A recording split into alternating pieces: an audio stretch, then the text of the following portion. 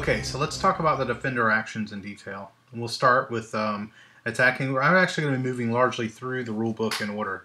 So if you've got the rules, you can follow along. But basically, they'll go, in general, they'll be sort of the most simple to the most complex. So we're going to start with attacking, and we're going to just join this game that's in progress. So attacking is very simple, very straightforward. And we'll use these defenders here in the Northern Terrace as a couple of examples.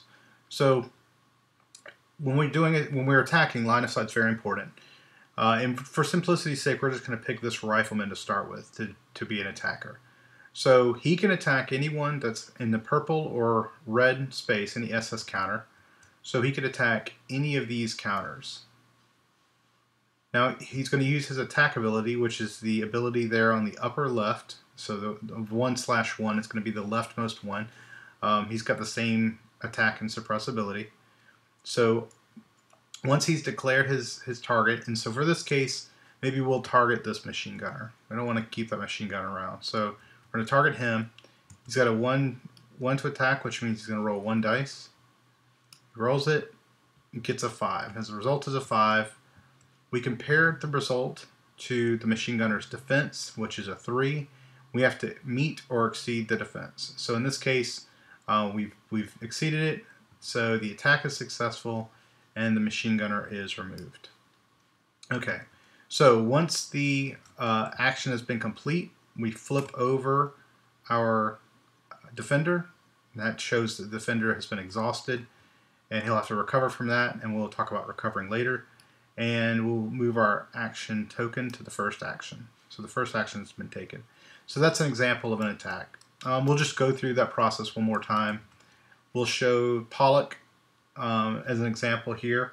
Pollock has a 2/3, 2 to attack, 3 to suppress. We're going to use him to attack. He can attack anybody in purple or anybody in yellow, since he's in a yellow and purple space. So anyone of these SS counters here. So he has a good attack. A 2 attack is very high. So we're going to use that to target one of these scouts who has a high defense, a 5. So we're going to take 2 dice, and we're trying to meet or exceed a 5 on either one of the dice. We just need 1 success. Okay, so we get it. We rolled a 3, which is not a success, but then we've got the 6, which is, and so we're going to take this scout and remove him from the board. And just remember, it's critical to announce the intended target of the attack before you roll it. That way you don't sort of cheat and take a defender with a lower defense value if you fail to roll high. Okay, so we're going to flip over Pollock, showing that he too is exhausted, having taken our second action. Okay, so those are some examples of attacking. So let's switch, and we'll talk about suppressing a little bit. So we attacked with Pollock, who actually with his bar machine gun is a very good suppressor, but that's okay. Maybe we'll just, for example, we're going to use Schrader down here. So Schrader, he's the SS officer. He's got an MP40. Not bad at suppressing. So he's got a 1 to attack, 2 to suppress. We're going to choose to suppress. Now he's in a green space. That means that he's going to take his 2 suppressed value. He's going to take these last 2 suppress tokens, and he's going to place them in green. Okay, and what that means is later on, when SS cards are coming out, they're going to be randomly placing new SS counters on the periphery here in these numbered spaces. When we have allocated suppression tokens against those numbers, that gives us the chance to roll dice to prevent them from being ever being placed. And we'll see more examples of that later on when we go through the SS cards.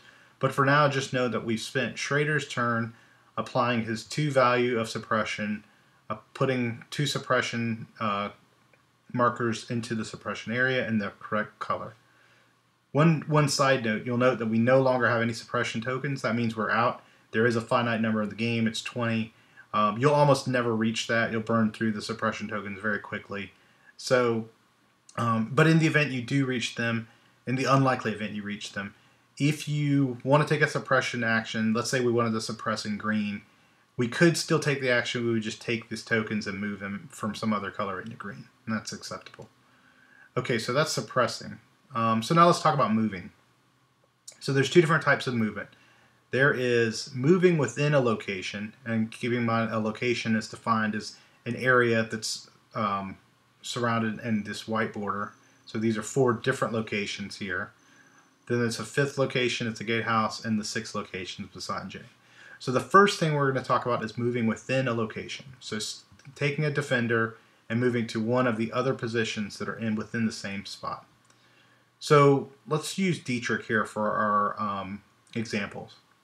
So Dietrich can have he can do a couple of different things. He can move within the location to go here because this position's open, or Dietrich could swap positions with Worsham.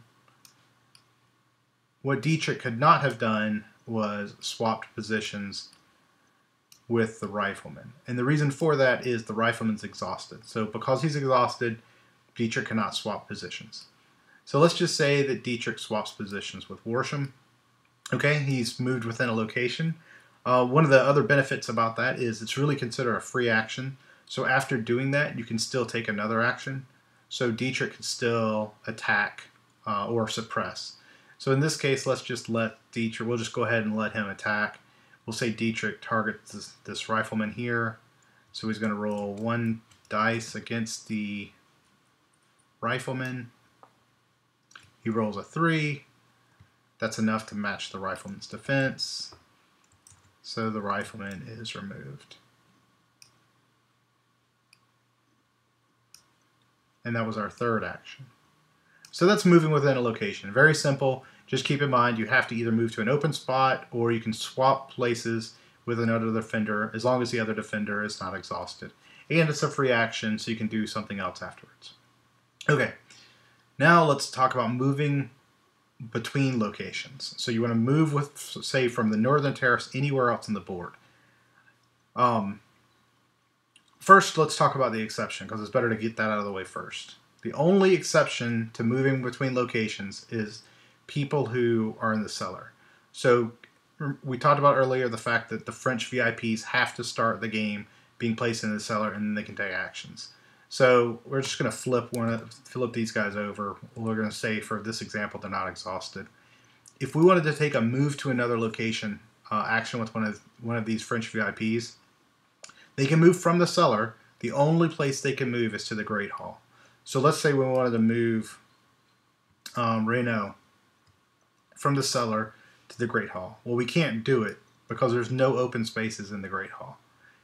We can't move there, and we cannot swap positions. You have to move into an open spot if you're moving to a new location. So right now, none of the French VIPs could actually move because they can't move into the Great Hall. There's no spot open. Okay, so the cellar is the exception. Every place else on the board, you can move from any combat position you want at any location to any other location as long as the place you're moving is open. So let's say, for example, Sutton wanted to get to the gatehouse. He could just simply take his action, move into an empty combat position, and that exhausts him. And that's his action.